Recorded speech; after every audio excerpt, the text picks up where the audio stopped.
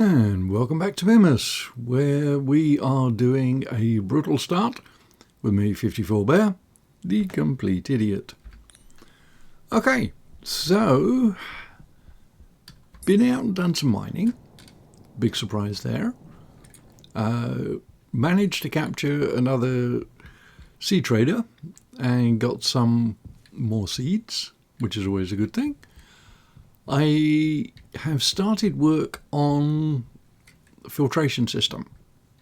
And yes, this this wire is actually connected. I just haven't been very good at leveling out the terrain here. So we have two pipes that get the output from the H2 combustor. And just as a refresher, using these valves, I can select which of these two tanks the H2 combustor outputs its stuff to. The water supply is looking fairly good. I have 95 litres at 63 degrees. I should probably take one or more of these radiators off at the moment. Not got an awful lot of stuff in here. It is cooling down. I've basically sucked all the water out of this one, and I am working on the last dregs of water out of here. I'm not going to let any water go to waste. It is so difficult to come by. Although, having said that, on my mining trip, I thought I was mining silicon, and oh, where is it? No, I actually made a special belt for it, and now I don't know where the belt is. There. I found some water, and I didn't realize until I'd actually mined it, and I thought, holy crap, that's water. Haven't seen any more since. It was right after I loaded a game. It wasn't too far from the base, so I'm assuming it's just a glitch. I mean, to the best of my knowledge, you should not have any water ice on Mimas at all. It's not that they just nerfed it, it shouldn't exist. So, yeah, I haven't done anything with it, but I thought I would keep hold of it. So yeah, emergency supply, I guess. But we are doing okay as far as production goes. Volatiles, I got 7 megapascals. Oxygen, got a lot more. Fuel, well, fair chunk there too. Should probably turn this back on. Let's see, these are the two waste tanks. So the purple one is the one with the most room for adding new stuff. But this is the one where I wanted to basically suck out all of the useful stuff. Hence this arrangement. So again, I can select which of the two I want to extract. I'm only really interested in the CO2 and maybe the pollutants. There's trace amounts of oxygen, volatiles and nitrogen in both of these. Not in sufficient quantities to make it worthwhile to actually filter them out. I mean, it costs power, plus I have a good supply of nitrogen. The only thing I'm using it for at the moment is the jetpack and growing soybeans. A little bit of expansion on the flower beds or planting beds, whatever. I'm growing wheat now, so I'll be able to make bread once I have a little bit more soybeans. Got a couple of ferns in there just to really generate seeds for when I get the big greenhouse going. Anyway, so I have to make certain I am doing the right one. So I want to be sucking out the bubble tank. So turn that one on, turn that one on, and turn that one on.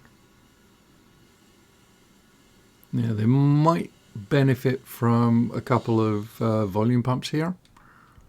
I did put a volume pump here and it did significantly speed up the water extraction. So that was something I should have done. Slight rework of the power. I have added a second Stirling. There is a kit in here for another one. I think 2 is probably going to be okay. But what I've done is I've tapped out of here up to here, and this is going to be a rudimentary power distribution thing. At the moment I only have one of the transformers connected, and that's for these puppies here.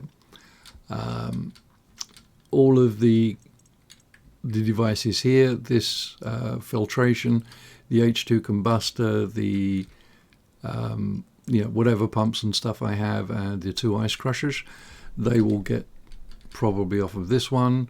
This one I don't know. It's almost certainly in the wrong place to actually be useful.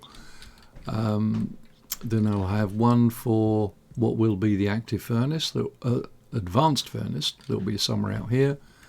One for the production machines, which will really take the place of this one, and one for everything else. Actually, thinking of such things, it's been a few minutes. I should see if the trader has rolled, because I am completely out of money.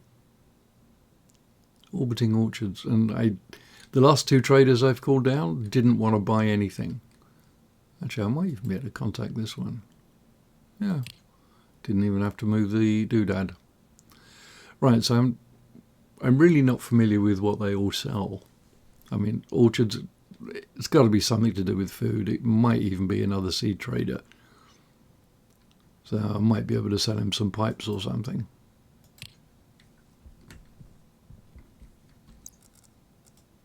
I still don't have a vending machine, so I can only buy 2 things or sell him 2 things at a time, with whatever's in my hand. Okay, let's see what Mr. Roboto wants. Alright, so usual seeds.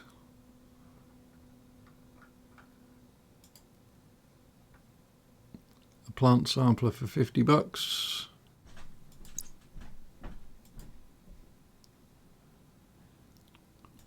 Yep.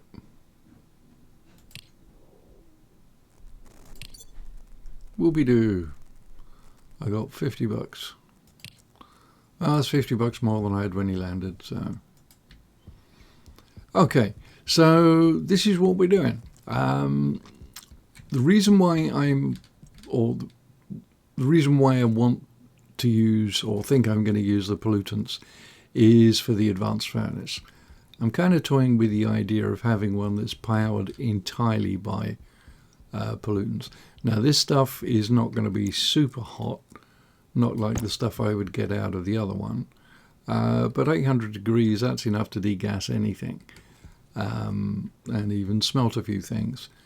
So what I'll probably do is suck the pollutants out of here. When the advanced furnace is built, I'll probably pump the contents over, use them for smelting, and then that will end up going in, because it will cool down, it will end up being the cooling gas. This is my diminishing supply of ores. The only other things I have in my mining belts at the moment are gases. Anyway, that's where we are. The 2 Stirlings seem to be probably the ideal number. 3 is probably going to be overkill, and I don't think that would necessarily be worthwhile. I've already printed it. It cost me nothing to add it. I just need another bottle for the volatiles, but other than that we should be okay. Right, so purple tank is almost empty. Now that's the one that I am filtering out at the moment, and with this one being 40, I don't know if I really want to add anything more to it. What I will do though is I will switch the inputs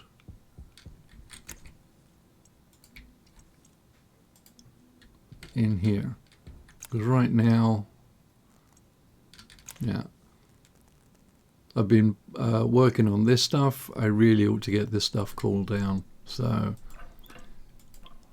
we actually have a surplus now, or a surplus of hot gas. Mainly because I was very slow to get the Sterlings in. I could have got them in earlier, I think. I probably should have done. It's nice not having to worry about power, at least for the moment. It's nowhere near self-sustaining because I do have to go and mine all the volatiles and oxide. At some point, the idea is we will have a greenhouse that's big enough to generate all the oxygen we need for breathing and for conversion into water, and producing enough food that we can lob a load of it into the composter. There was a suggestion back in the other save. I've forgotten who made it. I will have to go through and look at it. But one of the options, I think, or I seem to think, is instead of using the composter, can actually chuck things in the arc furnace, or chuck some food in the arc furnace, and it will produce biomass. And that apparently generates volatiles as well. That may be a better solution. I actually don't know. I've never tried that, so that could be something that we will play around with this time. Right, so when this tank, or when I've got, I don't even know how much to say, most of the CO2 and the pollutants out. At that point, I may just vent the tank, which will mean I have to do more pipes and valves. Oh dear, what a hardship. However will I survive? But yeah, all that will come in future episodes. Hydration critical. The next thing is the advanced furnace. I am fed up with my little rinky-dink suit. I want my hard suit. I want the fast jetpack. And all the toys. So, join me in the future. Thanks for watching. Like and subscribe. All that good stuff. Leave any questions or comments, observations, dad jokes, complaints, gripes, whatever, in the comments, and I'll be delighted to get back to you. Catch you in the next one. 54 Bear out.